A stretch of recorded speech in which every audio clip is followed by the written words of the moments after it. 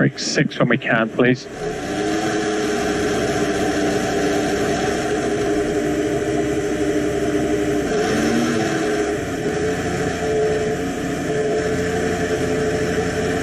SOC 2 as well, please. SOC 2. Happy to bleed a little bit of time on the pit exit. So, switches one, SOC 2 and brake 6. We're in tyre 14 as well. Wait, I have an issue. An issue, check, I can't pull away. Please repeat, mate.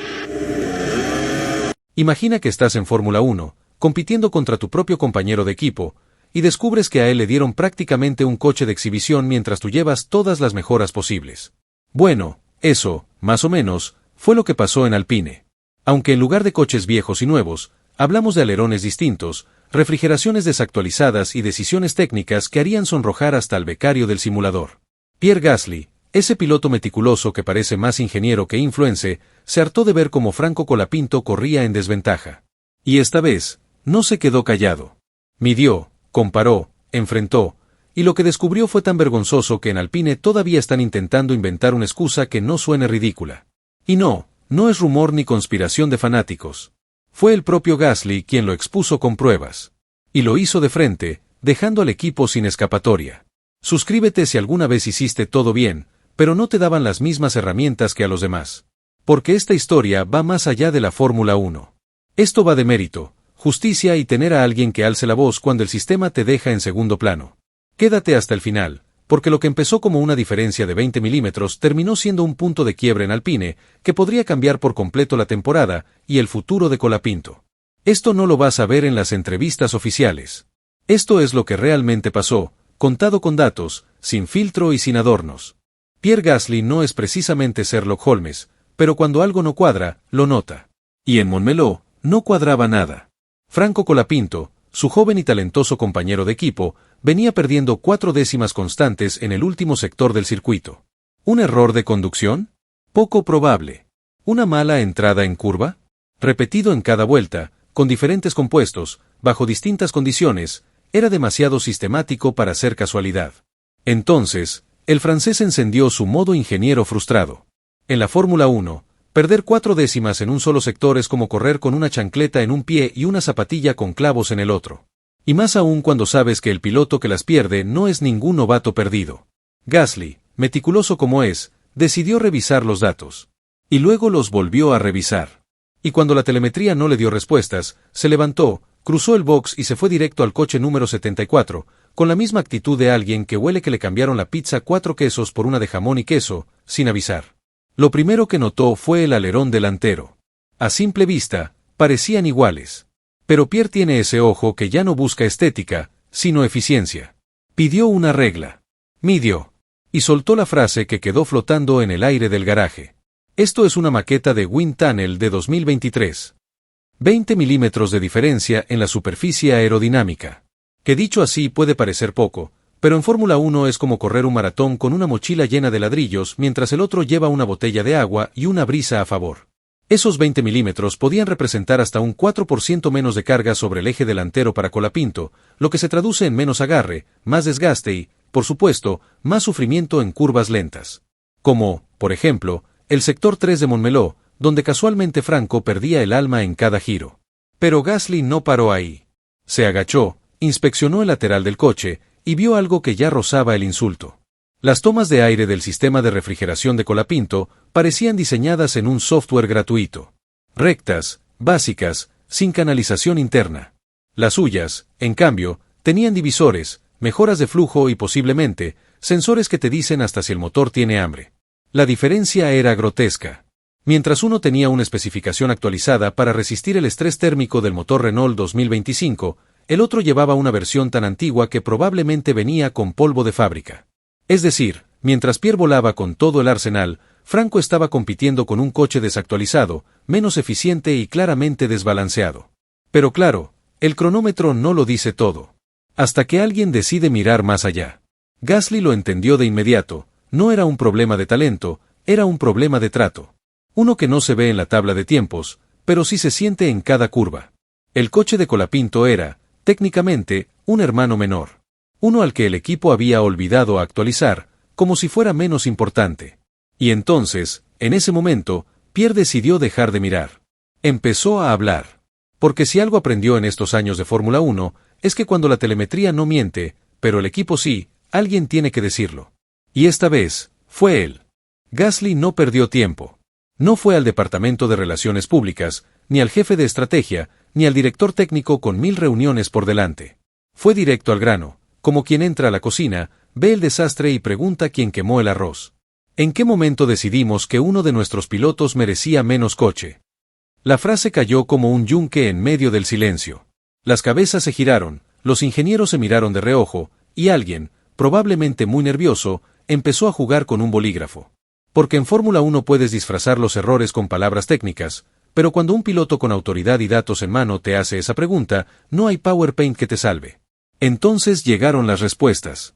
Esas joyas corporativas que no dicen nada, pero suenan como si dijeran mucho. Es que el plan de actualizaciones es escalonado, la logística de las piezas se retrasó, estamos priorizando los datos que obtenemos del coche número 10. Sí, claro. Y yo tengo un dragón en el garaje que cocina los neumáticos con fuego de su hocico. La verdad era mucho más simple y mucho más incómoda. A Colapinto le dieron un coche de transición, uno de esos con el que no se espera competir, sino solo rodar. Mientras tanto, Gasly iba recibiendo cada widget nuevo, cada pieza con nombre en clave, cada mejora traída desde Enstone como si fuera el elegido por una profecía medieval. Lo que molestaba no era solo la diferencia técnica, que ya de por sí era injustificable, sino la política silenciosa detrás de esa decisión. Una especie de jerarquía encubierta donde uno compite y el otro colabora. Donde uno tiene acceso a las herramientas y el otro solo sirve de referencia. Y todo sin decírselo directamente. En resumen, a Franco le tocó el coche versión demo. Ese que en el simulador dice en desarrollo. Ese que usas para probar cosas, no para competir al más alto nivel.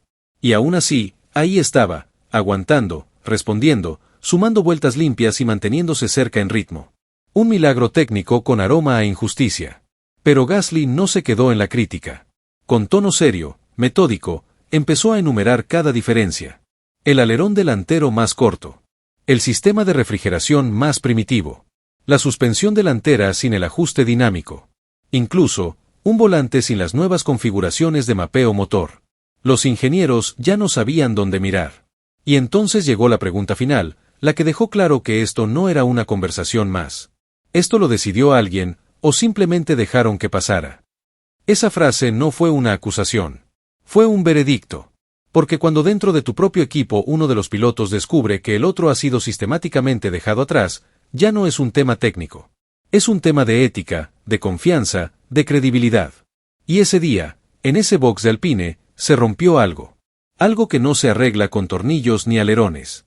Algo que exige algo más profundo, coraje para cambiar. Y sí, Gasly tuvo ese coraje. Aunque no ganara nada con ello. Porque entendió que competir con ventaja no es competir, es actuar. Lo de Franco es otro tema. Porque una cosa es tener talento, y otra muy distinta es mantenerte a menos de medio segundo de tu compañero con un coche que parece ensamblado por estudiantes de secundaria con materiales donados. Y aún así, lo hace. Vuelta tras vuelta. Sin fallos groseros. Sin lloriqueos por radio. Sin tweets pasivo-agresivos. Solo pilotando. Como si no supiera que le están poniendo piedras en la mochila. Porque lo de Colapinto no es marketing. No es carita feliz en redes. No es la joven promesa que algún día brillará. No. Lo de Franco es profesionalismo crudo, silencioso, el que no necesita luces para que se note. Cualquiera en su lugar habría explotado. Y con razón. Porque cuando te asignan un coche con especificaciones de hace 2 evoluciones, sin mejoras aerodinámicas, sin ajustes de refrigeración y con una suspensión que parece sobreviviente de la era V8, lo mínimo que esperas es una disculpa. Pero no. Franco no pide perdón ni permiso. Se sube, se ajusta el casco y hace lo que vino a hacer, correr. Y aún así, aunque no lo diga, el orgullo también duele. Duele cuando ves que tu compañero frena 10 metros más tarde y dobla sin pelear el volante. Duele cuando notas que tu motor pierde potencia en recta porque la refrigeración ya no da abasto. Duele cuando sabes que podrías estar más adelante, pero la máquina no te acompaña. Eso no es falta de talento. Es una traición técnica disfrazada de planificación estratégica. Y mientras los números de la telemetría te culpan, los analistas dudan de tu ritmo y los medios te preguntan si estás cómodo en el equipo, tú sabes que el verdadero problema no está en tu pie derecho, sino los 20 milímetros que no te dieron, en las tomas de aire que no renovaron y en las piezas que nunca llegaron a tu lado del garaje. Y aún así, ahí sigue. Franco no rompe el silencio, pero rompe cronómetros cuando puede. No exige igualdad en entrevistas, pero exige respeto cada vez que se mete en la Q2 con un coche que no debería ni pasar de la Q1. Eso es lo que molesta.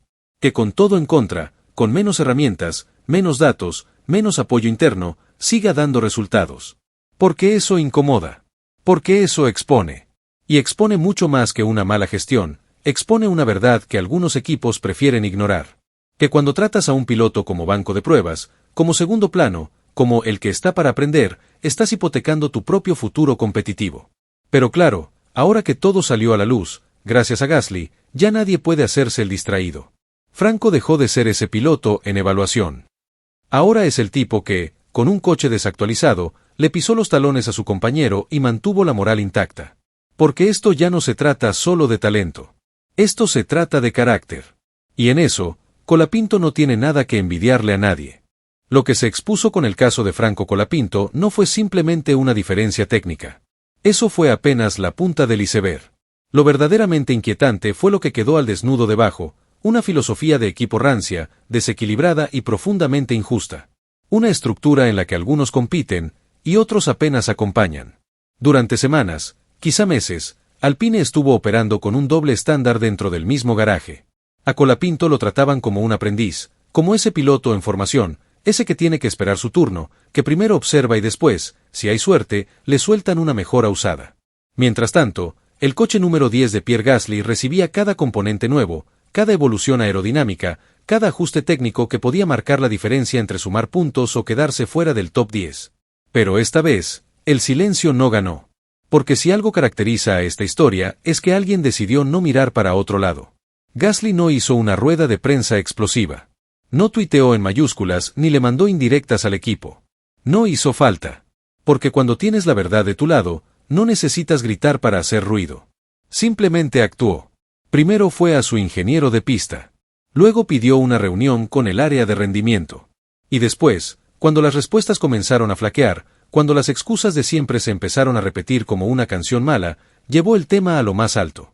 Pieza por pieza, diferencia por diferencia, con los datos en la mano y sin levantar la voz, Gasly fue desmontando la narrativa interna que justificaba lo injustificable.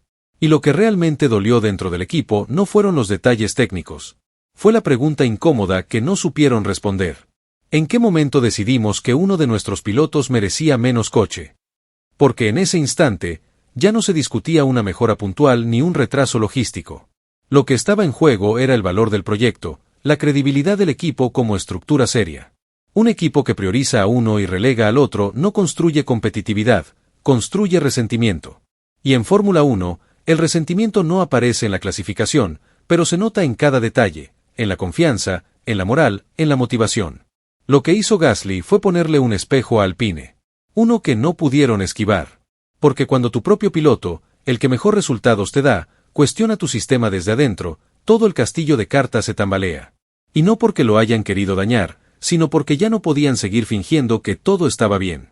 Ese día en el garaje, Alpine entendió que ya no se trata de aerodinámica o refrigeración.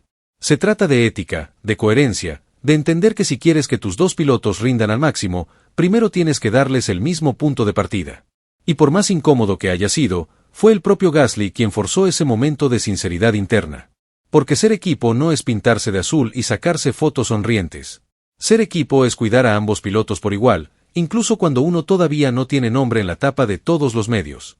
Y esa, Alpine, era una lección que ya venía postergando demasiado. Tras el escándalo técnico que dejó al descubierto la desigualdad interna en Alpine, al equipo no le quedó otra salida que la más obvia, igualar las condiciones. Y no lo hicieron porque estaban convencidos. Lo hicieron porque quedaron expuestos. Porque cuando tu propio piloto principal muestra al mundo que el otro corre con un coche obsoleto, ni la mejor campaña de relaciones públicas puede salvarte. Así que Alpine, en un gesto que quisieron vender como revolucionario, pero que en realidad es apenas lo mínimo esperado en cualquier equipo decente, anunció que a partir del Gran Premio de Canadá ambos monoplazas recibirán las actualizaciones de forma simultánea. ¡Qué innovador! Una idea nunca antes vista. Darle el mismo coche a los dos pilotos que compiten en el mismo campeonato, con el mismo escudo en el pecho y el mismo nombre en la ficha técnica del equipo. ¡Bravo! Un aplauso. Años de ingeniería para llegar a esta conclusión tan básica como justa. Pero eso no fue todo. También informaron que Franco Colapinto será incluido, desde ahora, en los briefings de desarrollo del coche. Lo cual, más que una mejora, fue la confirmación indirecta de una vergüenza, antes no lo estaba. Sí, tal como suena. Mientras uno de los pilotos discutía mapas de motor, configuraciones de carga y ajustes del alerón trasero, el otro estaba mirando desde afuera, como si su rol fuera simplemente conducir y callar. Básicamente, lo trataban como al chico nuevo en una escuela secundaria que aún no tiene permiso para sentarse con los demás en el almuerzo. Pero eso cambió. Y no cambió por presión de los medios ni por la mirada de la FIA. Cambió porque Pierre Gasly, el que no tenía por qué hacerlo, decidió hablar. Decidió intervenir. Y cuando alguien con poder dentro de una estructura lo hace solo porque cree que es lo correcto, eso deja huella. Colapinto ahora ya no es simplemente el otro piloto. No es el chico al que le prestan atención solo cuando su compañero no puntúa. Ahora tiene un lugar legítimo en la conversación técnica del equipo. Y eso, en Fórmula 1, no es un detalle menor. Porque cuando participas en la toma de decisiones, también empiezas a influir en el rumbo del coche. En su desarrollo. En su evolución. Lo simbólico es potente, pasó de ser ignorado a ser considerado, y todo porque alguien se atrevió a cuestionar lo que otros ya habían normalizado. Eso es liderazgo. Eso es lo que marca la diferencia entre un equipo que crece y otro que solo sobrevive. Y sí, puede que todo esto haya comenzado como una crisis. Pero, si Alpine sabe manejarlo, también puede convertirse en una oportunidad para redefinir cómo trabajan, cómo deciden y cómo valoran a su gente. Porque al final, un coche rápido no se construye solo con piezas nuevas. Se construye también con justicia, con confianza y con pilotos que saben que su esfuerzo importa. Y ahora, al fin, Colapinto lo sabe. Lo que hizo Pierre Gasly no se refleja en la tabla de posiciones, no le dio un trofeo ni lo subió al podio. Pero le ganó algo mucho más difícil de conseguir en la Fórmula 1, respeto real, del que no se borra con la siguiente carrera. Porque en un paddock saturado de egos inflados, de frases medidas, de pilotos que solo hablan cuando el departamento de comunicación lo autoriza, hacer lo correcto sin beneficio propio es una rareza que brilla más que cualquier vuelta rápida. Gasly rompió un código no escrito, el de no meterse en los asuntos del coche del otro. Ese viejo pacto de silencio que tantas veces protege a los poderosos y castiga a los que aún no tienen voz. Pero esta vez, Pierre se salió del libreto. Y lo hizo con elegancia, con inteligencia y, sobre todo, con valentía. Porque hablar cuando te perjudican es instinto. Pero hablar cuando el perjudicado es otro, eso es carácter. Y ese gesto no se olvida. Franco Colapinto, por su parte, dejó de ser el joven promesa, el novato bajo observación, o el piloto que necesita tiempo. Ya no es invisible. Ahora es el piloto que resistió una desventaja técnica clara, que compitió con piezas rezagadas, con menos herramientas, con menos información, y aún así no se quebró. No hizo escándalo. No se victimizó. Solo siguió pilotando. Y eso, cuando luego alguien con más peso lo respalda públicamente, tiene un efecto multiplicador brutal. Porque ahora el paddock lo mira distinto. Ya no es solo un apellido nuevo en la parrilla. Es el tipo que, con todo en contra, mantuvo el ritmo, entregó resultados decentes y ganó el respeto de un compañero consagrado. Y eso, en este mundo hecho de fibra de carbono, cifras, política y contratos secretos, vale oro. La Fórmula 1 no siempre premia al más justo. De hecho, muchas veces castiga al que se atreve a alzar la voz. Pero hay momentos en los que alguien rompe esa inercia. Y cuando lo hace desde adentro, sin cámaras, sin redes sociales, solo con la fuerza de los hechos, esa acción tiene el poder de transformar. Gasly no se hizo el héroe. No pidió crédito. Ni siquiera sonrió para las fotos. Simplemente hizo lo que correspondía.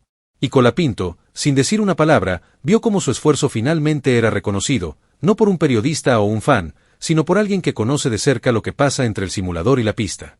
Y eso es lo que hace que esta historia valga la pena. Porque en un deporte que muchas veces prioriza la apariencia por encima del contenido, el gesto de Gasly y la resiliencia de Colapinto son un recordatorio de lo que realmente importa. No es solo una historia técnica. Es una historia humana. De injusticia. De dignidad. Y de un compañero que no dejó que el otro cayera solo. Y sí, tal vez no de puntos en el campeonato. Pero este tipo de acciones suman de otra forma. Y en este caso, sumaron lo más importante: credibilidad, unidad y una nueva forma de mirar a Colapinto. Ahora, más que nunca, la historia de Franco en la Fórmula 1 empieza a escribirse con tinta propia. Y todo gracias a un gesto que no buscaba gloria, solo justicia. Así que ya lo sabes, mientras tú pensabas que en Alpine solo fallaba la estrategia, resulta que también estaban jugando a adivina con qué coche te toca hoy. Y pobre Colapinto, que no solo tenía que luchar contra el resto de la parrilla, sino contra su propio coche. Literalmente, iba a la guerra con una cuchara, mientras Gasly tenía un tanque con alerones de titanio. Pero lo más loco no es eso. Lo más loco es que el que lo defendió fue su compañero de equipo. En Fórmula 1, eso es casi tan raro como que no llueva en Spa. Y mientras Alpine intenta ahora armar un plan de igualdad técnica a las apuradas, con suerte y una hoja de Excel, Colapinto deja de ser la promesa ignorada para convertirse en un piloto con respaldo, visibilidad y, por fin, un alerón digno. Suscríbete si crees que en la vida, igual que en la F1, no se trata solo de correr más rápido, sino de tener el mismo coche que los demás. Porque acá no solo te contamos lo que pasa, te contamos lo que no se animan a decir con nombres y alerones incluidos. Y ojo, lo que viene en Canadá puede ser histórico. Porque si a Franco finalmente le dan el coche que merece, alguien va a tener que empezar a preocuparse. Nos vemos en la próxima, donde el que calla no otorga, y el que sabotea, termina en YouTube.